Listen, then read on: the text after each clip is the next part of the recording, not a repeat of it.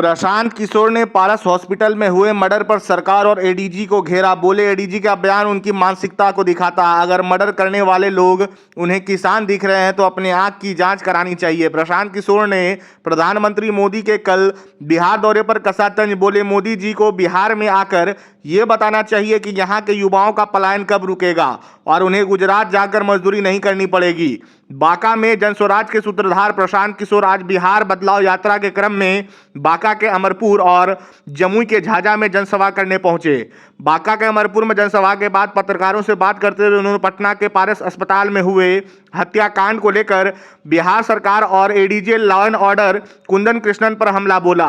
प्रशांत किशोर ने कहा कि बिहार की कानून व्यवस्था अभी और बिगड़ेगी, वजह कि पूरा प्रशासन शराब और बालू से कमाई करने में लगा है। सभी मंत्री ट्रांसफर पोस्टिंग से अवैध उगाही करने लगे हैं। यह लोग कानून का काम कब करेंगे? अब जब सरकार का मुखिया ही अचेत अवस्था में होगा तब तो स्थिति बिगड़ेगी ही। उन्होंने ADJ law and order Kundan Krishnan के बयान को लेकर कहा कि यह ऐसे अधिकारियों को सरकार की मानसिकता को दिखाता है कि जिम्मेवारी लेने के बजाय और दोषी अधिकारियों पर कार्रवाई की बजाय समाज या किसान मजदूर को दोषारोपण कर रहे हैं। पारस अस्पताल का वीडियो देख लीजिए। पैंट शर्ट पहने लोग जाकर गोली मारते देखे जा रहे हैं। एडीजी को अगर यह किसान दिख रहे हैं तो उन्हें अपने आंख की जांच की जरूरत है। वहीं शुक्रवार को प्रधानमंत्री मोदी के मोतिहारी आगमन को लेकर प्रशांत किशोर ने कहा कि वह चौथी बार बिहार आ रहे हैं। मैं लगातार कह रहा हूं कि मोदी जी को यह बताना चाहिए कि बिहार में शिक्षा व्यवस्था कब सुधरेगी, युवाओं का पलायन कब रुकेगा, बिहार में फैक्ट्री कब लगेगी ताकि हमारे बच्चों को गुजरात ना जाना पड़े। हमें रेल या सड़क की नहीं चाहिए, वह हम लोग खुद कर लेंगे। इससे पहले प्रशांत किशोर ने आज बांका और जमुई की जनसभाओं में मौजूद लोगों से कहा कि इस बार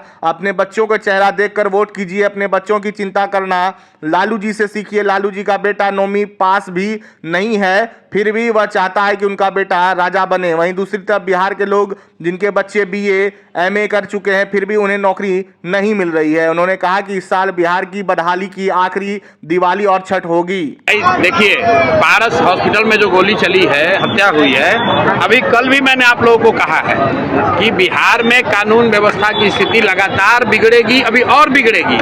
इसलिए बिगड़ेगी कि पूरा पुलिस प्रशासन तो शराब से पैसा कमाने में, बालू माफियाओं के साथ साठगांठ करके पैसा कमाने में, घूस लेने में लगा हुआ है। जितने मंत्री हैं, जितने सरकार के लोग हैं, वो ट्रांसफर पोस्टिंग में करोड़ों रुपए का उगाही कर रहे हैं। तो आप जब पुलिस वाले शराब और बालू से पैसा कमाने में लगे हैं तो कानून व्यवस्था का काम कब करेंगे? तो ये स्थिति न सिर्फ अभी बिगड़ी है, आगे भी बिगड़ने वाली है। सरकार का इकबाल खत्म हो गया है। नीतीश कुमार मुख्यमंत्री के तौर पर काम नहीं कर रहे हैं, उनकी शारीरिक मानसिक स्थिति ऐसी नहीं है। ये बात पिछले कई महीनों से मैं कह रहा हूँ। परिवार का मुखिया, सरकार का मुखिया ही जब अचेतन अवस्था में रहेगा तो निश्चित तौर पर यह स्थिति होगी। ये स्थिति और भयावह होने वाली है।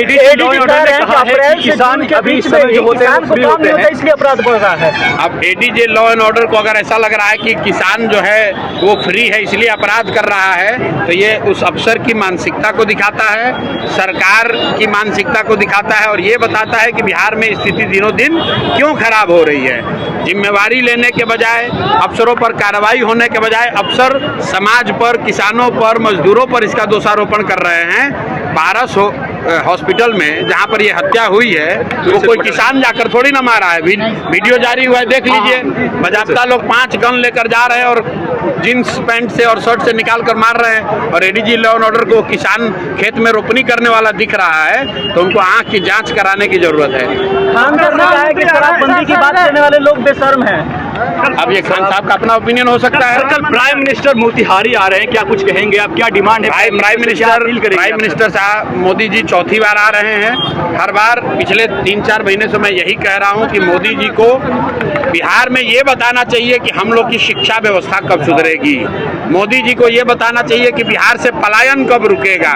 मोदी जी को ये बताना चाहिए कि यहाँ रोजगार फैक्ट्री कब होगा ताकि बच्चों को गुजरात और महाराष्ट्र 10-12 हज़ार रुपए के लिए न जाना पड़े। बाकी की जो बात कर रहे हैं मोदी जी, एक ट्रेन दे देंगे, एक रोड बना देंगे, इसकी हम लोग को जरूरत नहीं है। ये हम लोग सब अपने से कर सकते हैं। हम लोग के बच्चों के लिए रोजगार होना चाहिए, पलायन बंद होना चाहिए। 2 रुपया कम मिले लेकिन बच्चे अपने परिवार के साथ रह सके, लोग अपने परिवार के साथ रह सके, पढ़ाई कर सके, रोजगार कर सके। लोगों की ये इच्छा है। और आपने अभी सभा में देखा मैंने पूछा भाई अगर वोट बिहार का है तो फैक्ट्री कहाँ लगना चाहिए, लोगों ने कहा बिहार में लगना चाहिए। और मैंने ये भी पूछा कि बताओ 15 साल में आप मोदी को वोट दे रहे हो, बिहार के लोग, मोदी जी ने फैक्ट्री कहाँ लगाया है, बिहार में कि गुजरात में? तो हर व्यक्ति कह रहा है कि नहीं गुजरात में लगाए हैं। और फिर मैंने लोगों से पूछा कि ये आपको आगे मंजूर है, तो लोगों ने कहा ये मंजूर नहीं है, अब ये नहीं चलेगा कि आप वोट बिहार में लीजिएगा और फैक्ट्री गुजरात में लगाइएगा। बिहार में बदलाव होगा, बिहार में जनता का राज होगा, बच्चों के लिए शिक्षा रोजगार होगा।